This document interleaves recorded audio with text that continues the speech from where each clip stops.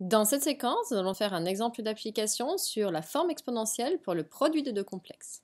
Voici le contexte. On considère deux complexes, Z1 et Z2, qui sont définis par Z1 vaut 2 exponentielle i pi sur 6 et Z2 qui vaut 3 exponentielle de moins i pi sur 3. On va noter m le point d'affixe Z1, m' le point d'affixe Z2 et m seconde le point d'affixe Z1 fois Z2. Première question, on aimerait donner la forme exponentielle de Z1 fois Z2. Donc faites une pause sur la vidéo, essayez de chercher tout seul et venez voir si vous avez juste. Donc pour Z1 fois Z2, on va déjà les recopier. Z1 c'est 2 exponentielle de i pi sur 6 et Z2 c'est 3 exponentielle de moins i pi sur 3. Donc, puisqu'on est mené à faire le produit, on va pouvoir regrouper ensemble des personnes. Mais déjà, je vais pouvoir regrouper ensemble des nombres réels, 2 et 3, et sachant qu'entre tout le monde, ce sont des multiplications. Donc si on fait calcul, 2 fois 3, on va avoir 6. Et puis on va recopier ce qui nous reste, donc nos deux exponentielles. Donc sur ces deux exponentielles, on en fait le produit. Donc tout de suite, on se souvient des formules de l'exponentielle. Exponentielle de a fois exponentielle de b, en fait, c'est exponentielle de a plus b. Donc attention, cette formule, elle est très importante et vous avez tendance à vous tromper. Donc si je l'applique, on va avoir 6 exponentielle de. Donc première chose, le a, c'est i pi sur 6. Après, on me dit donc plus, moins i pi sur 3. Ou alors, vous faites tout de suite plus, moins, qui va faire moins.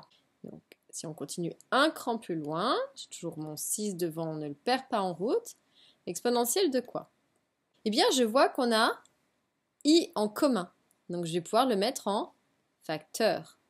Facteur de quoi? Il va me rester dans un premier temps pi sur 6. Et on a dit plus moins, donc ça va faire moins. Et le deuxième élément, c'est pi sur 3. Alors peut-être que vous êtes très rapide et que vous avez directement atteint cette étape-là, c'est possible. Je prends le temps de bien détailler pour tout le monde. On va continuer à simplifier. Donc on va avoir 6 exponentielle de i facteur de. Eh bien, pour simplifier à l'intérieur de la parenthèse, il faut qu'on soustraie ces deux fractions.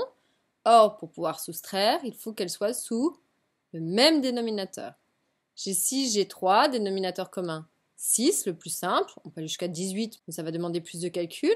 Et ici, le deuxième, donc pour aller de 3 à 6, on va faire fois 2. Si je le fais en bas, je le fais en haut.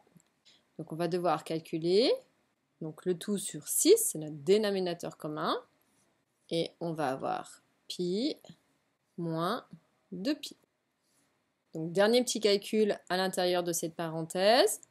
Pi moins 2pi sur 6, ça va faire moins pi sur 6.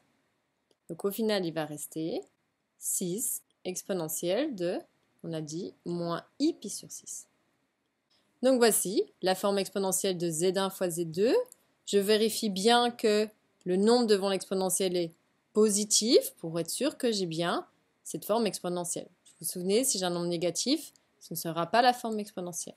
Donc voici la forme exponentielle de z1 fois z2.